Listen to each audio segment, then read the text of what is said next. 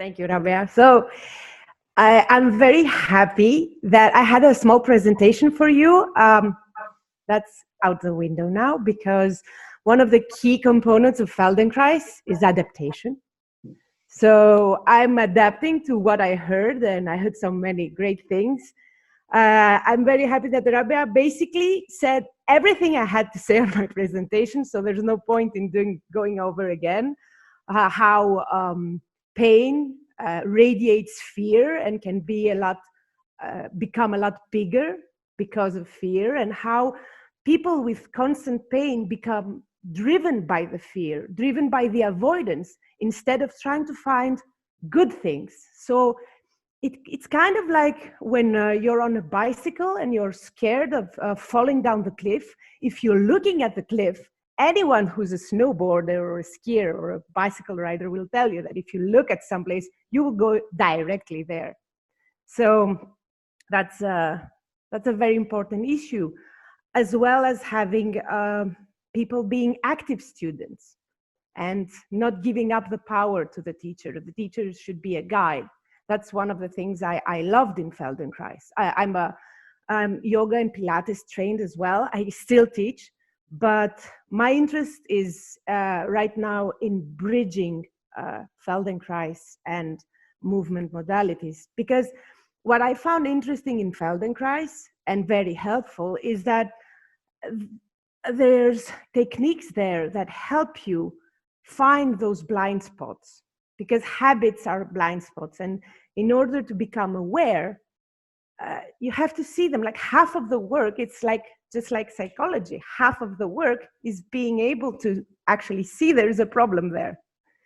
And habits are tricky, they're blind spots. So I find there's very much interesting stuff that can be brought from Feldenkrais to yoga. I have taught quite a few workshops meddling the two just because of that. And for an example, I will have you interlace your fingers. So when I say interlace your fingers, everybody will do something which is different. Either the top thumb will be the right one, and then the top index finger, or the other way. So now interlace it the other way and see how you feel. And just this little movement can be really helpful to explain to people how habits are blind spots, and how suddenly just changing the way you interlace your fingers can have a huge impact on the way you feel your fingers. And those differentiations are a way we use in Feldenkrais to help people get a clearer image of themselves and their habits. And you know, there is of course a learning curve to this, as with everything. So awareness is a skill that has to be built progressively.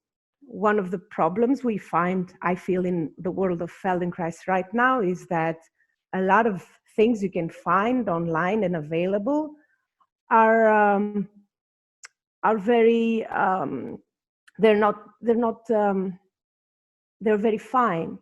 So someone has to come into Feldenkrais and kind of train at it and learn these differentiations, and learn when you're in pain, it's like the body is screaming to you.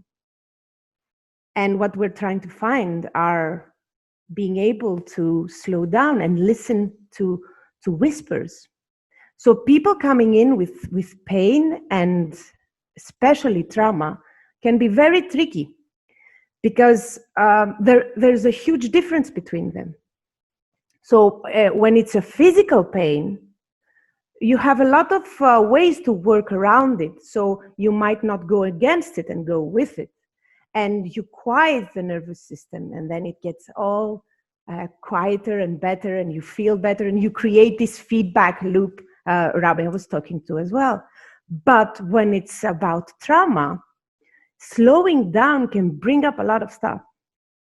And interestingly enough, Moshe Feldenkrais, the creator of the method, started teaching his method in Israel after the World War. So those first lessons are huge, big movements, and if you see, it's more like martial arts or gymnastics than what we know now of what Feldenkrais is. And he had to do with people who were post-traumatic from the Holocaust, of all things. So having them to quiet down, people would not sit on the floor and listen in. I mean, it makes sense. So I think trauma and pain are two very separate and different things that should be addressed in very different ways. I've worked with trauma with a lot more movemented and bigger awareness concepts. When it comes to pain, I like to teach people to really listen and quiet down and be able to train their awareness to learn the differentiations and feel themselves. So that being said, I will take the rest of my time to get you to feel it, because it's an experiential method. The less I talk, the more you'll understand, trust me. So you can lie on your back. You can have a cushion behind your head, a roller or rolled blanket behind your knees, whatever feels more comfortable. You could even do this sitting down, but lying is better. And take a few moments just to arrive on the floor today and just feel your weight and your body print, the way you touch the floor. Just as you walk and leave footsteps in the beach,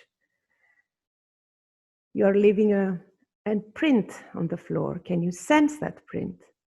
And can you take a snapshot of that body print? So then we can have an image to reference at the end of the lesson. And turn your attention to your breath now. Trying not to disrupt it, just listen to the inhale and to the exhale, to the pauses.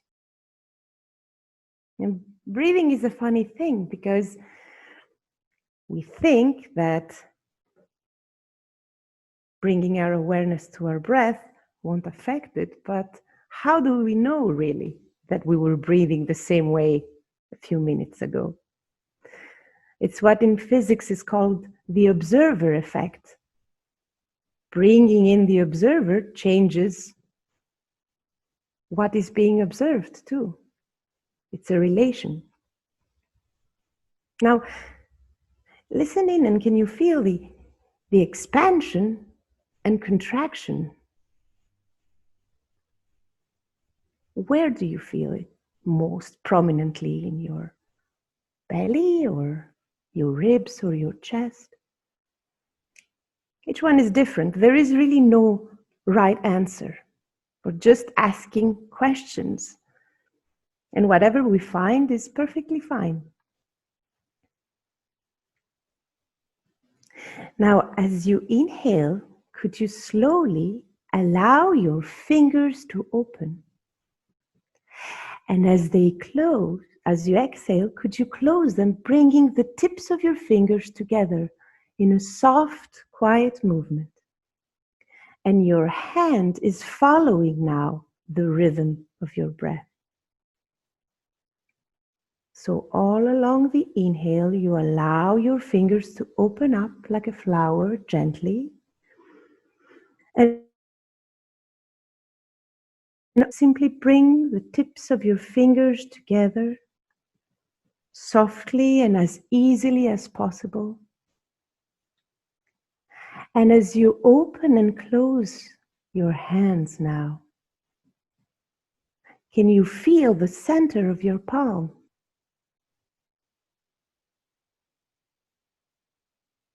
Softer. As a medusa floats weightless in the deep ocean, can you feel this pulsating rhythm of your hand, following the rhythm of your breath? And now could you turn your attention only to your exhales? So you're noticing the exhale and the closing movement of your hand. Soft and easy. And again, you keep your attention to the center of your palm. So as your fingers come together, could you imagine the palm softening, becoming pliable?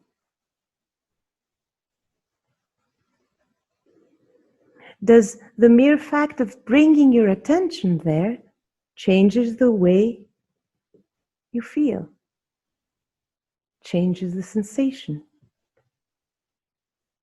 Maybe the softening is clearer or more pronounced. Maybe not. It's not really important.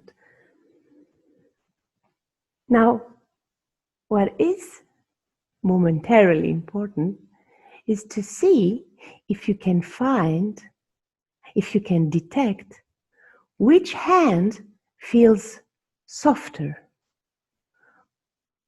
which side feels smoother. You can feel the movement being effortless in your fingers. And a funny thing when you're paying attention, especially for first time for a new exercise, is that sometimes you're not really sure, and that's okay too. Or sometimes you can feel shifting from one hand to the other. So if you're not sure, that really doesn't matter. You just pick a hand. Pick a side you will like to work with today.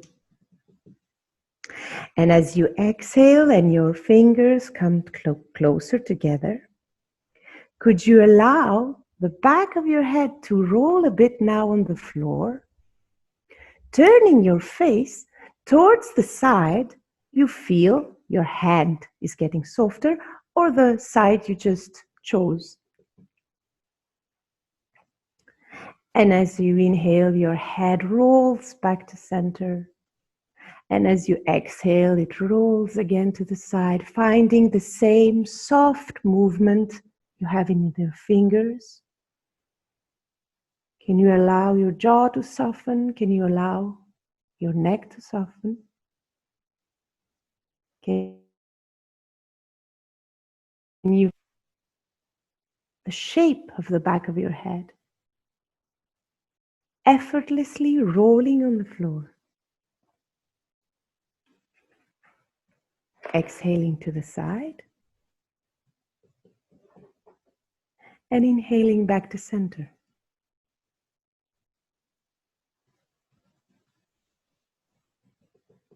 And as you turn your head to the side now, can you pay attention to your jaw and your tongue? Could you perhaps find a little bit more space between your upper and lower teeth? Could you make more room for your tongue?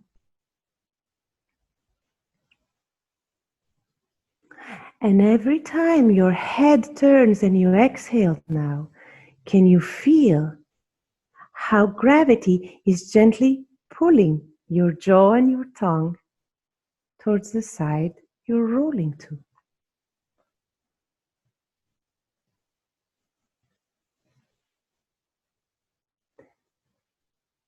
And could you allow it to happen?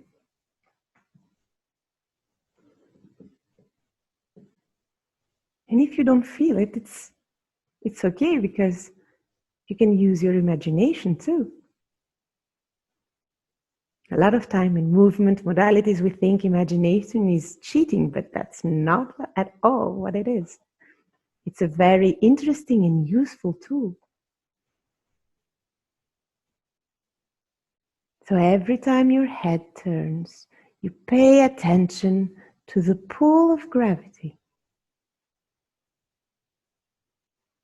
And the more you feel gravity gently pulling you, the more you can release the muscles of your face and jaw.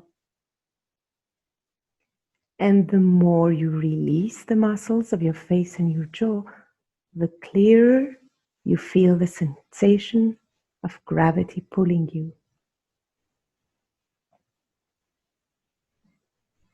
Now, let your attention wander a bit.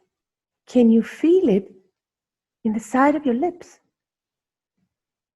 As your head turns, can you feel the pull of gravity in your cheek?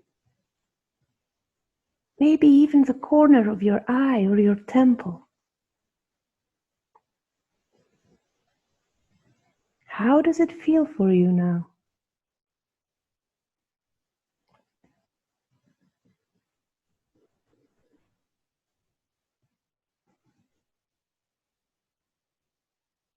Come back to the center and for a few moments rest. Rest your attention.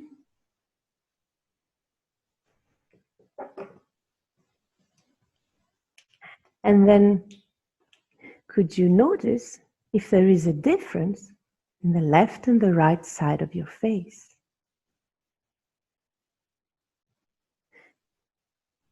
Maybe in the left and the right shoulder, in the left and the right hip.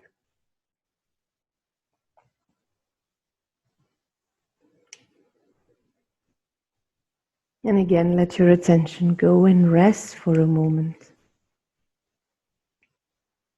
Feldenkrais was adamant that the brain can only absorb for 40 minutes. So he tried to make his fast and small. And when he taught workshops, he always took breaks at 40 minutes.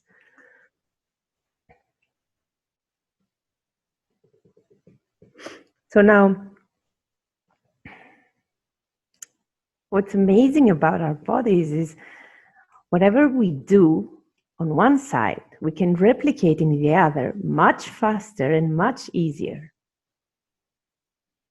And that's also one of the things that we use a lot in Feldenkrais. We use the idea of working with what's easy, with the easy side first, and then bringing it over to the side we feel that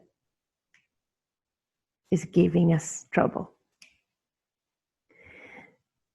Or is different because we're not symmetrical. So again, start paying attention to your breath. Find your bell hand. Inhaling, allowing your fingers to open gently, softly, to bloom. Exhaling, bringing the tips of the fingers together. Finding again this softening movement of the arm and the palm, and allowing the body to follow now the natural breath. So your body is following your rhythm.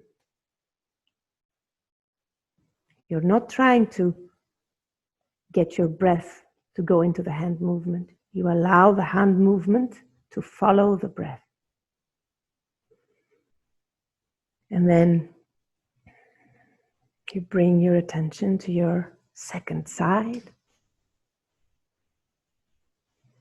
And as the softness of your hands expand now, can you start rolling your head to the other side? Paying attention to what comes up for you in your neck, in your jaw, and your tongue. You already know what to do. So you can pay attention to the differences in this second side, which again doesn't mean we're crooked.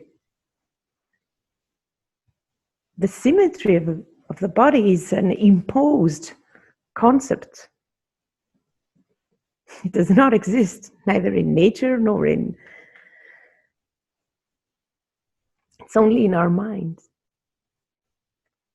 We are spirals and curves, definitely not a geometrical shape. So now as you find your rhythm and turn your head, could you again pay attention to your face? Where could you allow your face to soften? Exploring the places where you feel the pull of gravity, widening your face.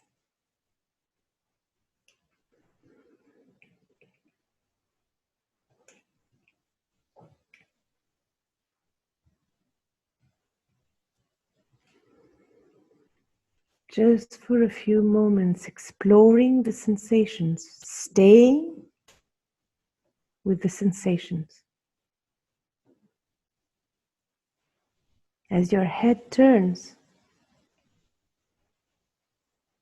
can you feel the difference in weight in your shoulder blades? What else is there for you to explore?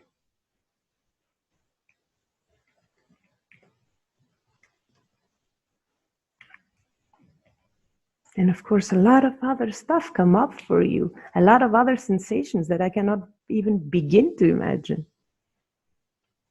It's a personal journey. And the next time your head comes to the center, let it stay there, and for a few breaths, feel your face and the palms of your hands.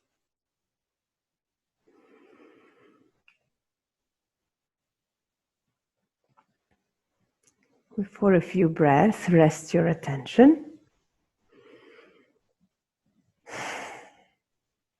Take a break, and with your next breath, come back to sensing.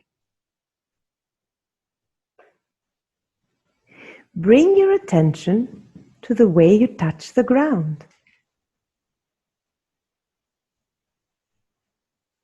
Can you feel your body print?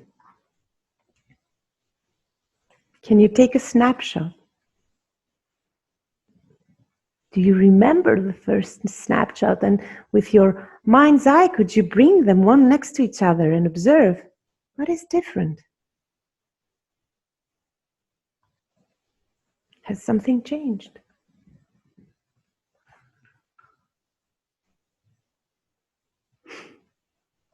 Now for the last time, begin to roll your head. Just softly, easily roll your head from one side to the other. And as your head rolls from side to side, can you feel the movement down your spine? So for most people, it's very easy to sense that there is a difference from one shoulder blade to the other as the head rolls. You feel the weight of the head coming to the right and then to the left. And you can feel a change in the shoulder blades.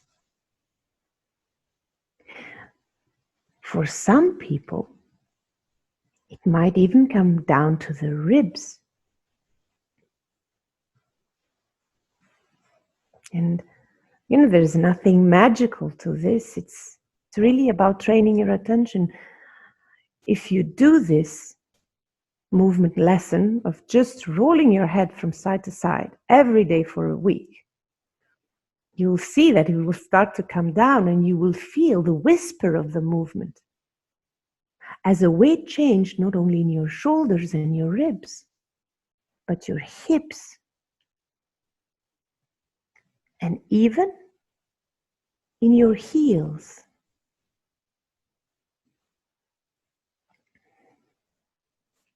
And one interesting thing we use in Feldenkrais is a law of physics that's called the Weber-Fechner law. And basically what it is that what we want to do when we're trying to hear a movement is make it bigger. Unconsciously, we try to make it bigger to see what's there. But that is really not helpful at all. So in order to be able to listen, you have to be able to be quiet. So make the movement of your head smaller. So your head turns so that your nose only turns for a few millimeters to the left and to the right. And as you make the movement smaller and smaller, you will notice that you will begin to hear more. So it's very counterintuitive. But the truth is that in order to be able to listen to our body, we have to make the movements smaller.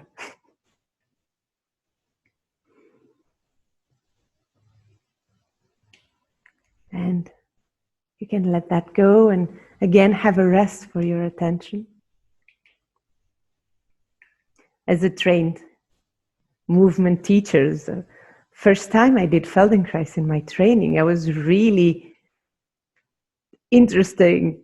I found it interesting that they would tell us to stop and take a break when for me it was doing nothing practically. And that takes really a bit of effort, those first time of doing Feldenkrais.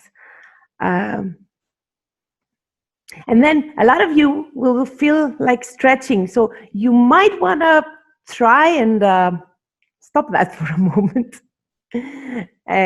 Because it's your nervous system that feels that something has come down and now it's trying to bring your attention back where it was before. So what we do as wobbly Feldenkraisers is usually for a while we try to keep these sensations of the lesson for a while, and we take a few breaths on the ground, and then, as I will invite you now, you can come up to sitting and then to standing. And see how can you translate this movement from the floor to standing. If there's something of the movement that stayed with you. And there's a bigger version of these lessons on my YouTube channel and a lot more. So if you're interested, you can find a lot of stuff on my channel. Because as with everything with Feldenkrais, practice makes better. So, thank you.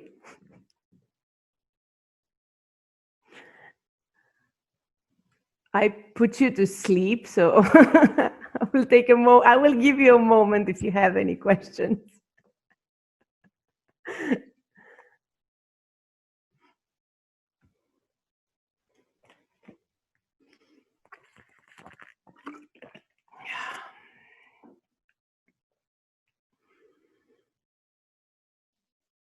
I have a question. So when you do the movement with your head, do you keep moving your hands as well, or do they stand in or like rest in one position? No. You're going to hate me for this because I hate myself when I do this. It depends what every Feldenkrais teacher says. I'll tell you. You can do it both ways. When we're doing lessons in Feldenkrais, they are the scripts from the original scripts from Feldenkrais himself. But then we can also play around with it. So this is an adaptation that I use. Sometimes I teach it one way, sometimes I teach it another. So it really depends on the crowd.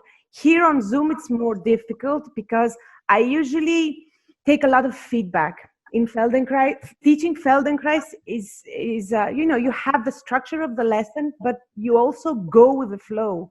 Mm-hmm. So when you have students in front of you, it's very easy to see that sometimes you can slow it down or make it faster, or you can see someone who does something differently, and then you can explore with him.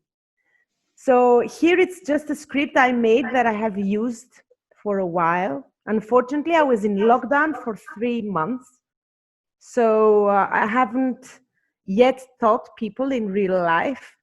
And yeah, I cannot really answer you because usually I test every one of my lessons, I test them on people, on my classes, my live class, and then I get them to the internet class, and then I put them online if I ever do it, and I think it's okay for the public.